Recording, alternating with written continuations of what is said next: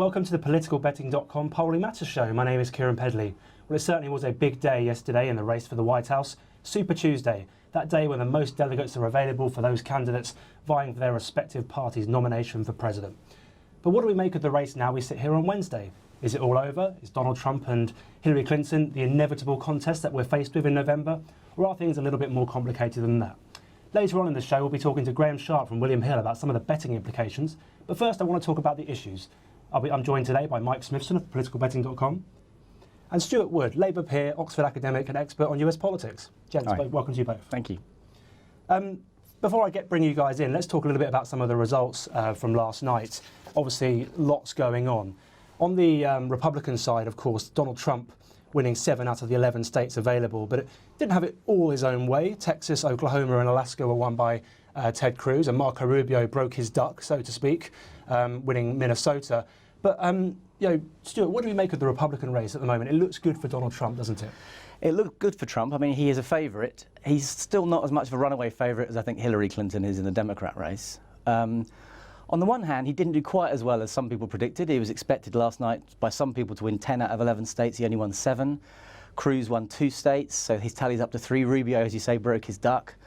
And in no state did Trump really run away with it. I mean, Massachusetts, I think he nearly got 50%, but in no state did he get 60, 70%. I think I saw Nate Silver say that his current total is 34% of the vote. Yeah, he's consistently in the mid-30s almost everywhere, and in fact that's his great strength to flip it over. I mean, he wins everywhere. I mean, he can win in the West, he can win, as he showed in Nevada, he can win in the South, he can win evangelical Christians that was supposed to be part of Ted Cruz's southern sweep. It turned out not to be much of a sweep, more a little brush. And he can win in the North, as he showed in Massachusetts, where there's more moderate liberal Republicans. So the fact that he can win everywhere, I think, is an extraordinary thing, or anywhere is an extraordinary thing. I think also yesterday was the day that the Republican establishment view of Trump, that he was a maverick who would eventually be found out, I think that was finally dismissed. And I think the big issue going forward, we'll talk about this maybe in a bit, is how the Republicans combine to try and challenge him. I mean, Trump's delegate count, we'll see in a minute, is high, but he's still beatable, but it requires a lot of things to go against him and for a lot of coordination. That really is the game, as it were, in the Republican race from now on, I think. I mean, on the Democrat side, we see that Hillary Clinton dominating in a similar, but maybe not the same way as Donald Trump, winning in Alabama, Georgia, Tennessee, Virginia, Arkansas, as we might expect. She took Texas, whereas Donald Trump didn't. Bernie Sanders winning in Vermont, Oklahoma, Minnesota and Colorado. I mean, Mike, what's your sense of the Democrat race? It feels like Hillary Clinton's pulling away. Yes, but I thought that Hillary was not expecting to lose 4 states last night. I think she was expecting Vermont, which Bernie Sanders there was the biggest winner anywhere. He won about 85% of the vote. That is his home state. But I think that Oklahoma, Minnesota and Colorado weren't totally predicted. And I think that has taken a slight edge from it. But in terms of overall delegates won on the night, it is very difficult to see how anybody other than Hillary Clinton can be the Democratic nominee. Let's talk a bit about delegates, because obviously, as we know, it's not about the popular vote. It's not even about how many states you necessarily win, although that obviously comes into it. It's about the delegate race. And if we look at this, which was true at the time of publishing, shall we say, for those listening in, Hillary Clinton are 1,001 delegates. A lot of those are super delegates, of course, who are already sort of predetermined, if you like. Bernie Sanders on 371. Before we go on to the Republicans, Stuart, I mean, do you share Mike's view that it looks good for Hillary? It does look good. I don't think there's going to be a decisive moment when she just sort of breaks free and that's the end of the race early. I think she'll be ahead and continue to be ahead, and it will be a longish kind of race. I mean, Sanders has a lot of money, a lot of grassroots, small donations giving him a pretty decent amount of money. He does well in border states with Canada, in the northern liberal states. He does pretty well, and he may well, bring off a couple more results, as Mike said, like last night, which are slightly against the odds. But I think the other thing to note in the Democrat race is that those delegates are, at the moment, in the Democrat race, they're all allocated proportionally. So you don't get the dynamic we're about to get in the Republican race, where after March 15th, if you win a state by 1 vote, you get all the delegates. And that will show some big jumps, and it might bring a Trump victory very early, or it might bring a sort of closer contest very early. You won't see that dynamic in the Democrat race. I think you'll see Hillary staying ahead and sort of pulling further and further ahead without a knockout blow very early. Let's look at the Republican race, certainly the one that's captured the most attention, I think, as people start to think that Hillary Clinton is inevitable. 1,237 plus 1 delegates required. Donald Trump sitting there on 285. Are the people anointing him as the nominee maybe getting ahead of themselves, Mike? No, I think that I think that he is nearly there, and I think that What makes you say that? Because I mean, just cold hard math says that he's got quite a way to go. Right, but the fact that he has been pulling in 35, 36%, but the fact that the field is still very much split, the fact that Cruz and Rubio and Kasich and Carson are still there in the race, and that makes it all very easy for him. I mean, at some stage, if at some stage earlier that there'd been other people had left the race and it had been much, far fewer, then I think it would have been a different position. But it's there, and he's doing very well, and he's picking up states, as Stuart was saying, which you perhaps weren't expecting. I think one thing, if I can come in, one thing to look at in the Republican tally is that Cruz should have a much higher delegate count than that, given the fact that we had yesterday evangelical Christian states. He should have done much better there than he did. Rubio was once his firewall, wasn't it? That he called himself. Exactly, and he was predicting yesterday as a kind of big Jimmy Carter moment when he would sort of race ahead a few weeks ago, and that didn't happen at all. Rubio is clearly struggling. His big state comes up, which is Florida, his home state. One of the things Trump has in his favour is that the others all have reason to stay in the race. And as long as they all have reason, Cruz because he thinks he's the only conservative, credible opponent, as you hear him say now every minute. Rubio because his big winner-takes-all state with a lot of delegates is coming up. And the others, I think, because they think that if they can tie Trump into not hitting that 1,237 milestone before the convention, then all bets are off, because it goes to the convention and a very convoluted process, or so-called brokered convention, begins, which could result in someone who didn't get the most delegates winning. So there's different reasons for all the candidates why it's worth sticking in the race, and in a funny way that helps Trump, because if he keeps getting 35% state after state, he'll get a lot of delegates quite quickly. I think we've got some of the key dates in March to look ahead to, and March 15th is the one that everyone's looking at, which obviously has Florida and Ohio on the same day. Interesting fact, I believe Hillary Clinton won Florida, Ohio, California, and another as well, New York as well. So maybe winning all of these big states isn't necessarily the be-all and the end-all, but certainly there's a lot of delegates still to come, Mike, isn't there? The very key states on March the 15th are, as we see on the screen, Florida with its 99 delegates and Ohio with its 66 delegates. And Ohio, Kasich, he's the governor there, and if he is going to win a state, that would be the state he'd win, and that's a lot of delegates in terms of the overall target. And Florida, that's Rubio's home state. If he doesn't win Florida, he's done, isn't he? Yeah, but if you add those two states up, if you look at the overall mathematics going forward, that is actually the secret of Trump not achieving the plurality on delegates that he's going to need. I'm interested in this idea of a contested convention because, of course, there is this narrative which you spoke about earlier that says actually, it might be about denying Donald Trump the majority, if you like, rather than actually beating him. But surely, in reality, that's going to be something that is quite difficult to do, as you mentioned, because of his ability to win that 35% and maybe win the plurality of the vote in a sort of 4 or 5 person race. Yeah. But also, politically, can the Republican establishment really go into a convention when Donald Trump's won the most votes, the most states, and deny him the nomination? Well, I think that's a very good point. In fact, Trump last night, after the Super Tuesday results, was speaking very much in terms of himself as someone who keeps winning, which I think was a signal that if it ever came to the grandees deciding, I think that the fact that would have won so many races, I think it does count in his favour. There's other problems, though. I mean, the establishment can't unite behind a particular candidate. You've seen Chris Christie astonishingly backing Donald Trump, Lindsey Graham, senior senator, looking as though he might reluctantly back Ted Cruz.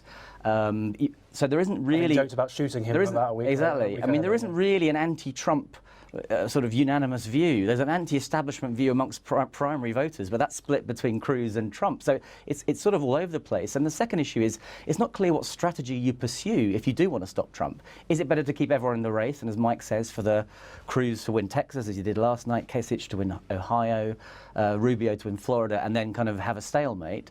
Or is it better to drop out and unite? But if you drop out and unite, the voters have to go the way that the candidates want.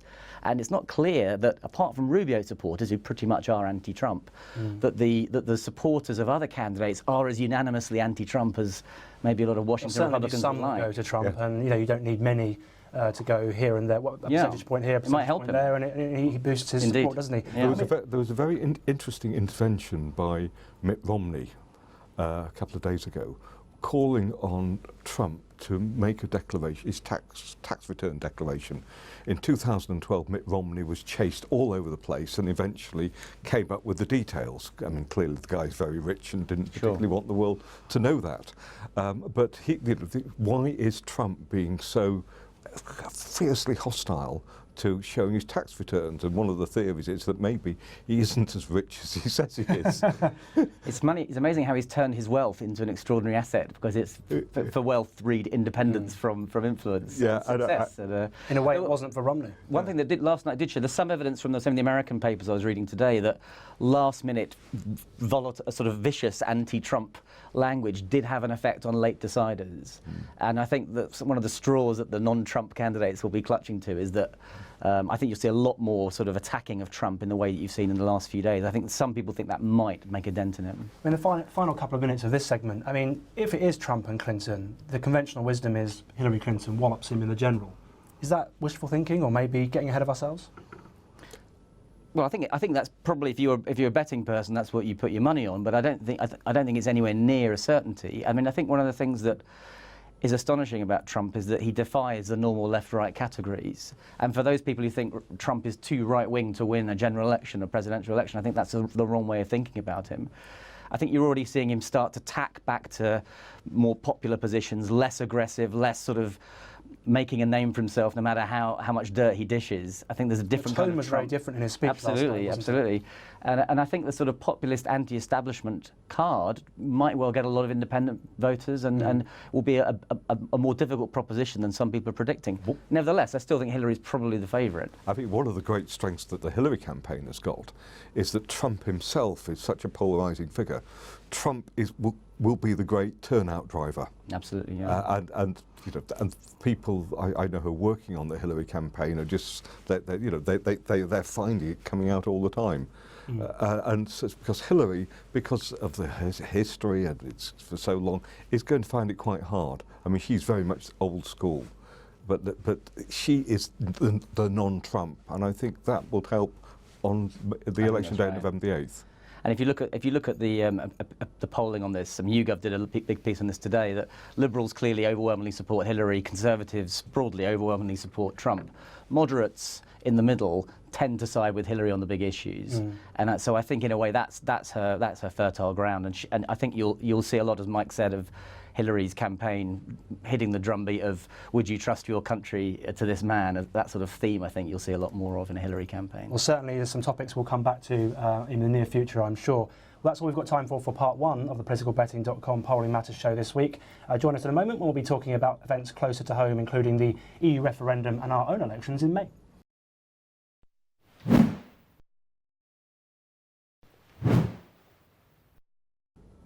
Welcome back to part two of the politicalbetting.com Polling Matters show, where we talk about events closer to home. Now, the EU referendum campaign is starting to gather momentum, of course, and I'm going to be talking to Mike and Stuart again about their thoughts on some of that before we look ahead to May and Labour's prospects in the local elections in England, but also the devolved elections in Scotland and Wales, the London mayoral election too. Lots to come in the next couple of months. But first, the EU referendum. Now, guys, we've had some new polling out today, which I thought was very interesting, looking at the views of Conservative members, which showed that Boris Johnson very much the favoured candidate in a hypothetical leadership contest, and also the Conservative membership more likely to want to leave the European Union than remain by a margin of 59% to 31%. I mean, all of this suggests that Boris Johnson's announcement recently that he wanted to support the Leave campaign was shrewd politics. Well, I mean, Mike, what do you think? I think it was shrewd politics. I think that I mean, with Boris, you assume that his main motivation is Boris. He wants to he wants to be Prime Minister. He wants to be the big figure. He wants to be king of the world. I think that was his objective as a child. And looking at it, that he's in the best place. And I think that even if Remain win. But if Remain win by a small margin, then he still comes out of it very well. Cameron says he starts going in 2018, 2019, and Boris is the one that the party will go towards. and it's very difficult to see anything other than that. I think the other great strength that George Osborne has got in all of this is that there are so many people within the MPs within the party who've actually owe their position to the way that he has sort of promoted them and given them and preferment. And I think that that will have make a difference. And remember the way the Tory system works. The MPs have an exhaustive system of ballots, and they decide on two members, two who will go forward to the membership. I suspect there'll be certain elements of the Labour Party that maybe regret not having a similar system. Well, remember that Michael Portillo in 2001, clearly the best candidate, didn't make the final two. I mean, Stuart, what's your take on the current state of the EU referendum campaign? It always strikes me that, you know, the status quo, whatever that might be, whether it's the current electoral system or remaining in the EU, has something of an inbuilt advantage. The alternative campaign always has to have that sort of threshold of risk and change to get over. I mean, do you think Remain is still in a strong position? Yeah, I agree with you. There is a sort of structural advantage in status quo position in this. I think particularly at a time of economic concern, not just in Britain but elsewhere. I think that helps the case. I think the downside, though, is that all the romance belongs to the Exeters rather than the Remainers. And you might think that's a luxury that isn't really part of bread and butter politics. But I think when you hear people talk about staying in the EU or leaving the EU, that there's a sort of intellectual energy behind the exit case, which I think the Remain case is concerned about and needs to match. And I suspect that the biggest problem with the exit case is painting a picture of what it's like for Britain to leave the European Union and saying we wouldn't have a deal like Norway or Switzerland, we'll have our own deal. I think, as with the Scottish, the case that the SNP and the Yes case in Scotland found, painting a picture of what Scotland would be like outside the UK with regard to Europe, NATO and currency was a problem for them. I think a similar problem for the Exeters in this will come through in the next 2 or 3 months. So I think that's the sort of contours of how the argument will go. And it was interesting on my podcast last week, we had Douglas Carswell on, and I'd certainly recommend people sort of check that one out. But he kept talking about the riskier option being to remain, and that might sound like a bit of a stretch, but it was interesting that he was trying to tackle that narrative. Clearly the Leave campaign are worried about this idea of it being too risky. Yeah, and I mean, I think it's not as though this is a time of huge stability inside the European Union, particularly with regard to migration and the operation of the euro. That there's enough there, I think, for the leavers to sort of press on and say, well, look, it's not clear that there's a safe option just by staying in. So it is more volatile than perhaps it would have been 3 or 4 years ago, or even 15 years ago, if you'd have had a referendum in that sense. I think that what you're going to see Remain do, the final message is that the time is not ripe. There might be a case for change, but the time is not right. There's so much uncertainty. There's so many potential difficulties, and people will, I think they hope, will not want to take the risk. That's certainly the way that the Scottish referendum played out. The sort of the whole messaging. It gets negative, but it's negative probably will, at the end of the day, work. Right. Although I think you could be right what you said earlier, that I suspect Remain will win. I personally hope they do, but I think they probably will. But it could be that for a while the future, particularly inside the Conservative Party, belongs to people who are leavers rather than Remainers, yes. Even if Remain wins the case for the country. Yeah. It'll be almost like the sort of, you'll be branded with your position you took in the 2015 referendum for quite a while. Forever. And I think that could be, it could sort of see the way that careers bifurcate inside the Tory party. Well, maybe even inside our party in a smaller way, much smaller way. But what happened to Labour Tory party after the 1975 referendum? Those who were for or those who were against, that was with them for the rest of their careers. And indeed, you saw the split off of the SDP, which basically came from the referendum campaign in 75. I mean, I wouldn't rule out Theresa May if we're talking about Tory leadership consequences of the referendum. I think Theresa May is, for many Tories, an appealing combination of true believer, very strong sceptic of the EU, but on loyalty grounds, probably mainly, she's decided not to put her head above the parapet, and she's going to sort of back the Prime Minister. But you won't hear much from her, I suspect, in the next 3 months. That may be quite an appealing combination, because Boris, I think, will have earned the hatred of a lot of people in Parliament. I think George Osborne's fate rests largely with the economy, although Mike's right, he has a lot of friends because of patronage. It could be Theresa May is one to watch in the next few months. It's also going to be interesting to see what impact Boris Johnson coming out for leave will have on the public, and how strongly he actually sort of participates in that campaign and is seen to lead it. I always think that the Prime Minister advocating any position is always a strong hurdle for its opponents to overcome on such an issue like this. But let's talk a little bit about the Labour Party. I mean, obviously, almost anonymous in some of this debate in a way, perhaps because the party is so at least perceived to be united on this issue. Stuart, how does the Labour Party tackle this referendum? On the one hand, great, united behind Remain, fantastic, no splits there necessarily. But on the other hand, does the Labour Party want to have the look of being the sort of pro-EU, sort of supportive of the status quo on the immigration party? Is there a risk that they might suffer in certain areas of the country, much like they did in Scotland after the sort of independence referendum? Could there be a sort of UKIP surge in certain Labour areas as a result of Labour's policy on this issue? There's definitely different strains in the Labour Party on this. I think it's fair to say that there is a small split, but it's nowhere near as big as the Conservative, and there is the minority of Labour MPs in particular, a very small minority who I think are Leavers. Most people are Remainers, but within that group there are different kinds of people. There are people who are strong enthusiasts for the European Union and want to be on the front foot, and Alan Johnson, as you know, is leading the Labour sort of part of the campaign there. And then there are people, I think Jeremy Corbyn's one of these people actually, who are sceptical of a lot of what the European Union does from a sort of social democratic left point of view, but who I think on balance think for lots of reasons it's not the right thing to do to back leave. I actually think those people, including Corbyn, might be quite important to persuade people who are worried about the left from a point of view of social policy or democracy, a sort of democratic deficit, that it's worth sticking with the EU. But then there are people who are pro-EU and worry about the immigration side, and I think a lot of those people just want to sort of keep their heads down for 3 or 4 months, to be honest. And I think you'll see quite a lot of MPs doing that. In the meantime, Labour's hurtling towards its own sort of clash with the electorate, however you want to phrase it. The May elections, the local elections, as I mentioned, devolved elections in Scotland and Wales, but also the London mayoral election. What's your assessment of the situation the party faces going into those contests? It seems from the national polling that Jeremy Corbyn's leadership ratings are, to be fair, not very good. I mean, they're some of the worst that we've seen from a leader of the opposition taking over.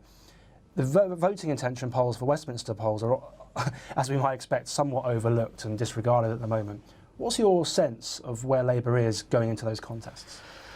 Well, I mean, the Labour Party in Westminster is, let's be honest, not in a great place. I mean, there's a lot of hostility towards Jeremy amongst the Parliamentary Labour Party. Not all, but some significant sections of it. I think there are 3 sort of issues which are, if you like, the lowest bar that I think that Labour leadership will be looking to get over. One is winning the London mayoralty election, where I think Sadiq Khan has a very good chance of winning that. Yeah. The second is not coming third in Scotland. Now that might sound like an incredibly low bar, but because of the way Marco Rubio now, because yes, exactly, my 3-3-3 strategy. But because the polling has looked, occasionally the Tories have looked as though they're going into second place there. I'm not saying it's enough for Jeremy Corbyn and the team, but I definitely think that they need to knock that on the head as decisively as possible. And then thirdly, I think that, these seats, as I remember, that are coming up from the local elections this time round, are ones that when I worked for Ed, we won in 2012. I think we made about 800 seat gains around then. Is that right, Mike? It was colossal. And it was probably our best moment in the local election. Now, I don't think that it's difficult to give a yardstick for what Jeremy Corbyn's team should do in order to satisfy that. I mean, I think the national percentage vote will be probably the most important thing. Labour should be looking to be very competitive, if not ahead, and be making gains. And some people will say that the gain should be much more than that, and maybe they're right. But I think at the very least that's what Corbyn's team needs to be looking at. So those are the 3 things I would keep my eyes on, really. Because the seats that are being contested, the council seats, are those which were won in 2012, just after George Osborne's omni-shambles of the budget. Labour was all over the place. The Tories were in a really terrible mess. And I think that the trouble is, you say, you make 800 gains, and that means it's going to be much harder. Yeah, exactly. And local elections require a big activist base. It's much more, because you've got turnouts 25-35%, and you just got to get the vote out. This all being said, of course, polling from YouGov recently, released by Ian Warren from election data, shows the membership full square behind Jeremy Corbyn's leadership. So even if the results were terrible, the likelihood is Jeremy Corbyn's around for the foreseeable future, isn't it? I think that's probably right, although I don't think that's the only factor that matters. But I think that, I mean, in a way, Bernie Sanders has a slight version of this issue, a huge number of people who support, and then the question is whether they'll show up in the actual campaigns or not. And a lot of Labour MPs are worried about that. I think that's for the people who've signed up to prove Labour MPs wrong.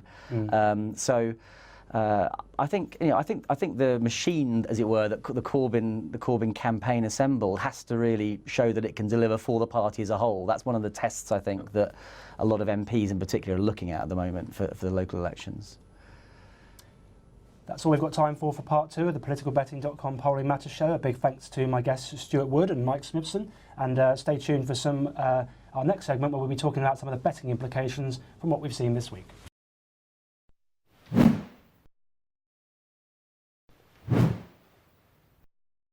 Hello, welcome back to the PB Polling Matters show, and this third section concentrates on the betting.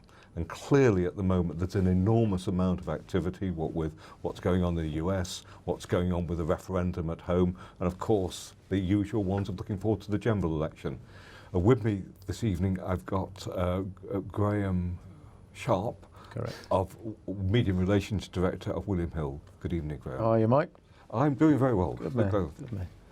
So where has been the biggest, what's been the biggest interest in the last sort of week or so? Has it been the referendum or has it been the US? Well, it's a tricky one, isn't it? Because, of course, the Scottish referendum set new political betting records, which surprised us. We took well over £3 million on that. Yeah. And then along came the general election, and we expect the US election to outdo the general election. So these potentially could be the two biggest betting events that we've ever seen in the political world.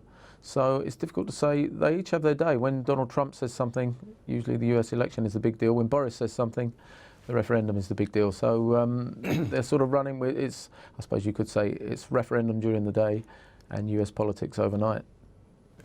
Of course, you've got Boris, who of course was born in New York, and you've got Trump born in New York, and both have got funny blonde hair. Very true.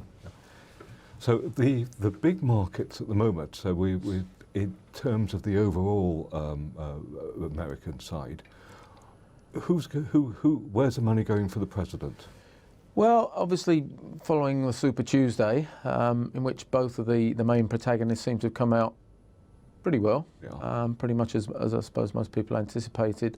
Hillary Clinton is 2-1 on as we speak. She was 15-8 on for most of the day, but we've laid a few hefty bets for her late on, one of $5 and quite a few smaller ones. Donald Trump, who most people who fancy him have already got fancy prices about him, so you know, for them to be now taking 15-8s and 2-1s when they could have had 200-1 at one point, which throws a reference back to the Jeremy Corbyn situation, 150-1 shot, and we in the studio here have just been talking about the chances of Leicester winning the Premier League, which is 5,000-1. So it's certainly the era of big money odds, or big odds, suddenly becoming realistic opportunities. So of the two, we would prefer, and I think you may be a little surprised that Hillary Clinton won in terms of what it means for us, and that's even though over the years we've taken a lot of bets on when and whether there would ever be a female president. So of course we're going to have to pay out with those if Hillary wins as well. But the sort of rush to back Trump at the fancy odds has made him at the moment our worst result. And whereas this is rapidly now beginning to come to the boil, the referendum, albeit it's in the more immediate future to happen, it's not quite come to the boil. We expect to see that, you know, in the countdown few weeks. We're in the phony war stage at the moment, and then the last 3 weeks is probably when we'll see the real big money coming in betting terms. Do you find there's a lot of interest when it's something like Super Tuesday, when you've got all these states deciding? Are people looking at the individual states, or are they looking at the big picture? We did see some action on the individual states, but by and large, no, it's looking through that, and it's trying to predict which of the candidates will come out the best from that. So that's where the real action is. It's just it's a sideline, and you know, we've got Florida coming up. Is probably the next big one, as it were, and we'll have odds up for that, and that'll produce a turnover of its own. But still, it's who wins the two nominations, and then who goes on to win the presidency. Now, coming back home, of course, we've got the referendum coming up on June the 23rd. What are the current odds on the referendum? As we speak, it's 3-1 on that the Remains will have it, and 9-4 that the Leaves will get it. We've also divided the odds into 3 separate categories as well for England, Scotland and Wales. And interestingly, I suppose the Scots are overwhelmingly favourites to vote Remain, although some of my Scottish friends tell me don't bank on that.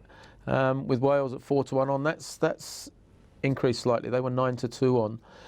England has sort of varied, 2-7, 1-3, now 2-5, and 7-4 to Leave. And the other interesting markets that we've got are on the turnout, the voter turnout. And it's quite interesting there because we've got under 68% as our as our current 4-7 favourite, with over 68% 5-4 shot. Now, to me, it's going to be in June. The weather should be okay. It's a big deal. It'll have all the media concentrating on it.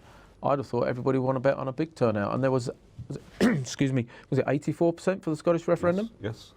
So, to me, that 5-4 looks a price worth taking. But then what do I know?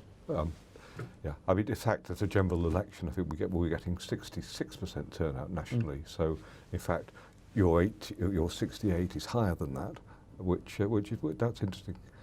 Are people actually looking at it and thinking, well, I think Remain's going to do it, but I think 2-5. Those yeah, I mean, we famously had a client that put £900,000 on the outcome of the Scottish referendum. He was right, and he won himself £193,000. I've been talking to him about whether he's going to play again on the referendum here, and he's not quite sure which way it's going to go yet. He told me that he regarded his £900,000 bet as an investment rather than a wager, and I think he will be unable to resist playing. But as yet, I think he's probably leaning towards backing Remain, but I think he suspects he may get a bigger price before the action's over. And if you remember with the Scottish referendum, at one point the polls had it pretty close and the odds came back quite a lot. And I think that's, if they do that, we'll see big players on either side coming in. Yeah, because the polls absolutely drive the betting markets. And of course the polls at the moment are suffering from the hangover from the general election. Nobody believes them. Precisely, so that may make people more inclined to have a gamble, literally. Yeah. Kieran, if you were a gambling man, which I don't know whether you are or not, which way would you be going? On what? On both. I mean, I suppose on the US presidential race, you've got to look, you have to sort of trust the bookies here a little bit. I think for Hillary Clinton, for either Hillary Clinton or for Donald Trump not to be the nominee feels very, very unlikely at the moment. I suppose Donald Trump is the one that would be more vulnerable, in my opinion. But I would be. Well, I mean, the Hillary Clinton bet isn't a particularly good value for the next US president, but that's where the smart money would have to be, because ultimately she's a shoo-in for her nomination, and then you're relying on her losing to Donald Trump or a sort of, at the moment, unknown person for that not to be sort of a safe bet. I think on the Republican side, in terms of the people that might sort of overtake Donald Trump, the conventional wisdom is to look at Marco Rubio. I wonder whether someone like John Kasich might be worth a cheeky bet at 40-1, just in case he wins Ohio and becomes that establishment nominee. Particularly if Marco Rubio doesn't win Florida, because ultimately that's going to put him under a lot of pressure to withdraw. And then who knows what happens as we move on. Then, if we look at the EU referendum campaign, I mean, Remain would certainly be the favourite, but for the reasons I outlined earlier, because ultimately it's the status quo. It's the thing, leaving is the thing that the public see as more risky. But at the same time, we've got this sort of split between online and telephone polls that shows that online, a 50-50 race, and telephone polls showing sort of 60-40 in the favour of Remain. Yeah, and you've also got a guy that wins elections on the Leave side now.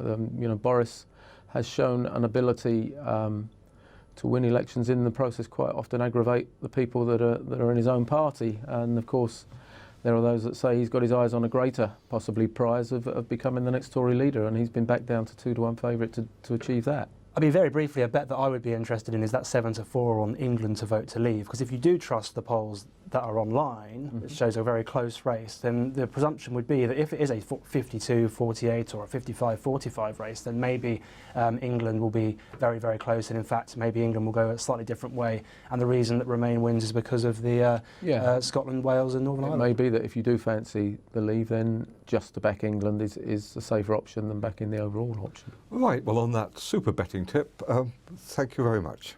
You're welcome. Good night.